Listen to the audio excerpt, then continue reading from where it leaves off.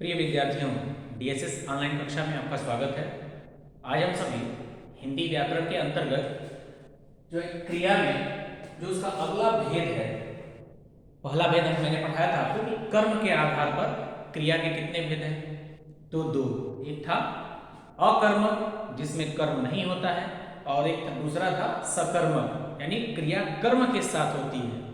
ठीक है। अब दूसरा जो भेद मैंने बताया था आपको कि रचना के आधार पर क्रिया के भेद, या कहीं कहीं दिया होता है कि संरचना के आधार पर या बनावट के आधार पर या फिर रचना के आधार पर क्रिया के कितने भेद हैं। तो रचना के आधार पर क्रिया के 5 भेद होते हैं।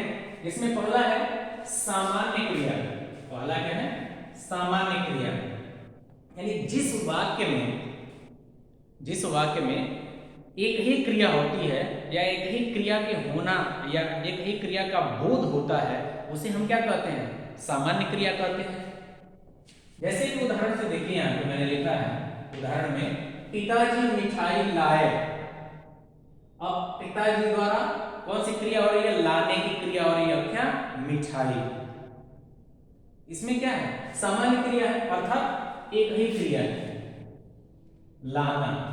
पिताजी द्वारा मिठाई लाया जा रहा है। ठीक उसी प्रकार दूसरा है मैंने किताब पढ़ी। ठीक है, यानी किताब पढ़ने की क्रिया हो रही है। तो ये क्या है? सामान्य क्रिया है, एक ही क्रिया। वाक्य में सिर्फ एक ही क्रिया है या वाक्य में कर्ता द्वारा सिर्फ एक ही कार्य किया जा रहा है। ठीक, तो इसकी परिभाषा हम ये लिख सकते हैं, जिस वाक्य में कर्ता के द्वारा कोई एक ही क्रिया की जाए, एक ही क्रिया का बोध होता है, तो उसे हम कहते हैं सामान्य क्रिया।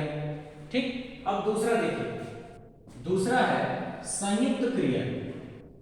नाम से ये स्पष्ट है, संयुक्त अर्थात मिला हुआ।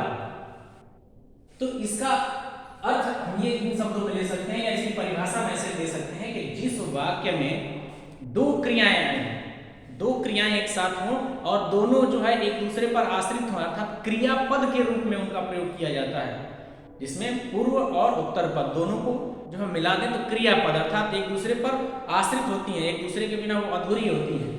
जैसे यहां पर देखिए, शेर ने हिरण को मार डाला। मार डाला, दो क्रियाएं, ठीक है, और इन दोनों को हम कहते हैं क्रियापद। क्रियापद, ठीक है, दो क्रियाएं हो रही हैं।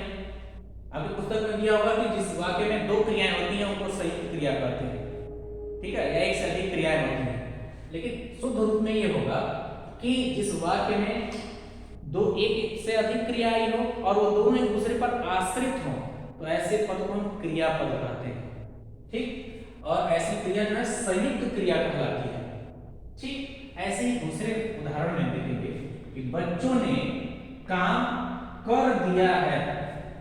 कर दिया है, दो क्रियाएं हैं और ये क्या है? ये क्रियापद है। ठीक है, अतः यहां पे क्या होगा? संयुक्त क्रिया होगा।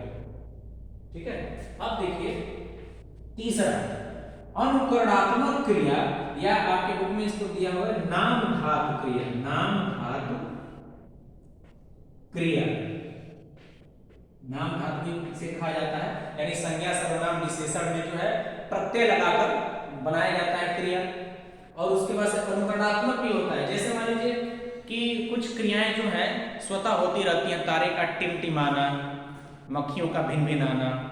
ठीक है, तो इसमें जो मैंने उदाहरण लिया है उस उदाहरण के माध्यम से मैं आपको समझाऊं, बहुत अच्छे से समझ में आएगा। पहला उदाहरण है, रमेश दरवाजा खटखटा रहा है। यहाँ क्रिया क्या है? खटखटाना। खटखटाना, खटखटाना क्या है?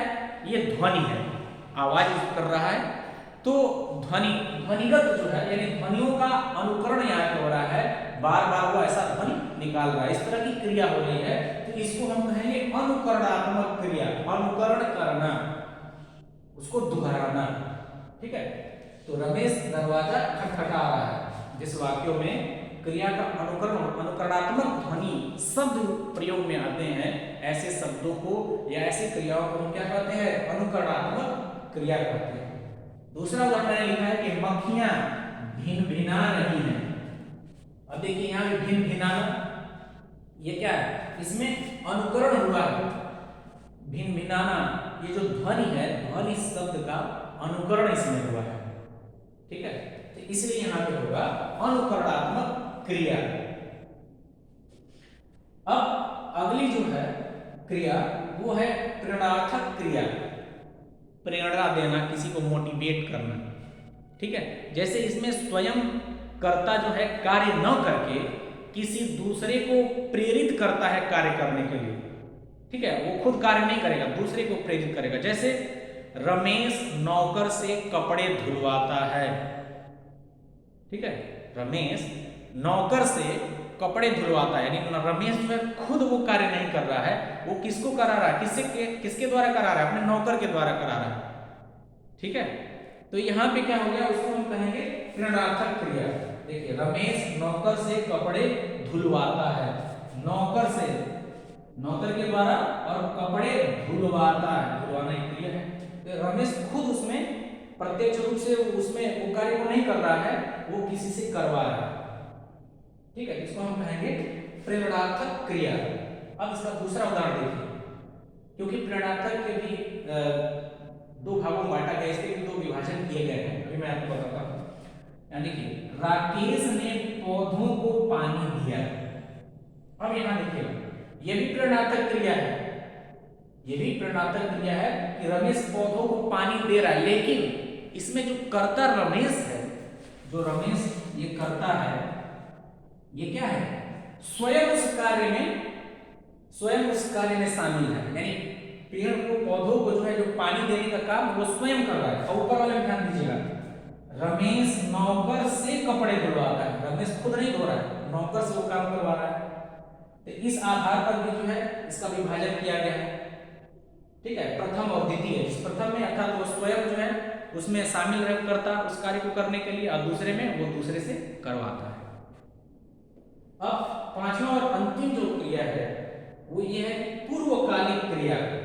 पूर्वकालिक यानी जो मूल क्रिया से पहले अगर कोई क्रिया हो जाती है तो उसे हम पूर्वकालिक कहते हैं।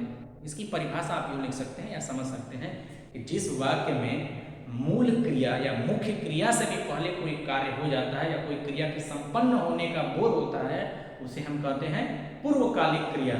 जैसे बच्चे खाना खाकर सो गए, या रमेश खाना खाकर सो गया। अब इसमें देखिए, सो गया ये मुख्य क्रिया है, और उससे पहले क्या हो रहा है, खाना खाने की क्रिया वो कर रहा है, यानी खाना खाकर तब बाद में सो रहा है, यानी एक क्रिया पहले समाप्त कर लिया।